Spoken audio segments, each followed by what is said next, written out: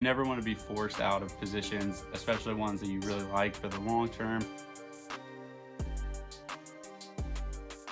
What's going on YouTube? Taylor Prentice back here with another video, and this video is going to be on why having a savings account as an investor is such a huge deal. Even though it is kind of the boring side of investing, I wanted to give you guys a rundown of why we need to have it and why it's such a necessity for investors, especially new investors. So let's get into it. So just in general, it's really important to just have a savings account even if you're not an investor, and the typical rule of thumb is to have about 3 to 6 months of your expenses. For me, I try to keep like 6 months just so I can have the max in case anything goes wrong, whether I have to stop working or like I have something wrong with my car, or just anything goes wrong, I'm ready. But a lot of Americans don't. About 70% of Americans have less than $1,000 in savings, and 40% of Americans have $0 in savings. So it's really vital that we start building up those savings accounts, especially before we started getting invested. One, it's just going to make you better with your finances, and it's going to open up more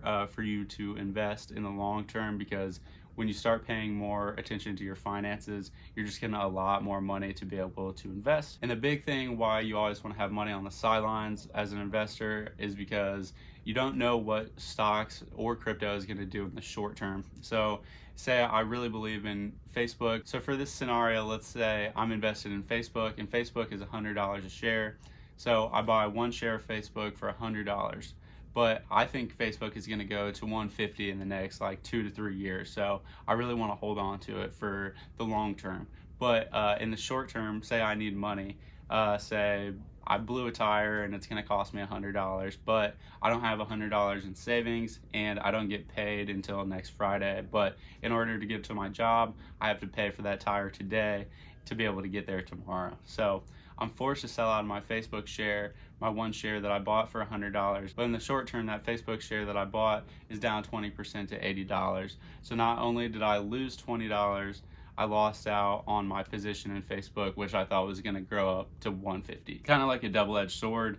You're losing money in the short term, and then you're also losing your position. So you just really never want to be able, or you never want to be forced out of positions, especially ones that you really like for the long term.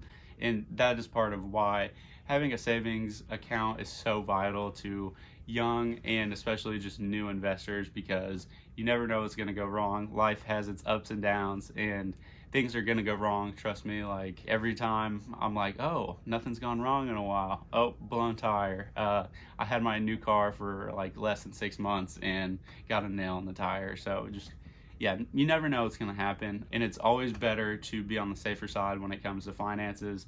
So I definitely recommend having at least like 3 months of your expenses built up in a savings account, and then you can start investing. Because if you start investing before you have any money saved up, it can be really scary, and if you get in like a pinch, it can get even scarier, because you just have to make really tough decisions on what to do with your positions and stuff. And that's just somewhere I've been lucky enough to never be at, and I don't want you guys to ever get there. So yeah, that's pretty much it for this video. It was pretty quick. I know it was kind of not the most interesting topic for this week, but it is definitely a necessity. So if you guys got any value out of this, I hope you enjoyed it. And if you could hit that like and subscribe button for me, I'd really appreciate it. I will see you guys next week.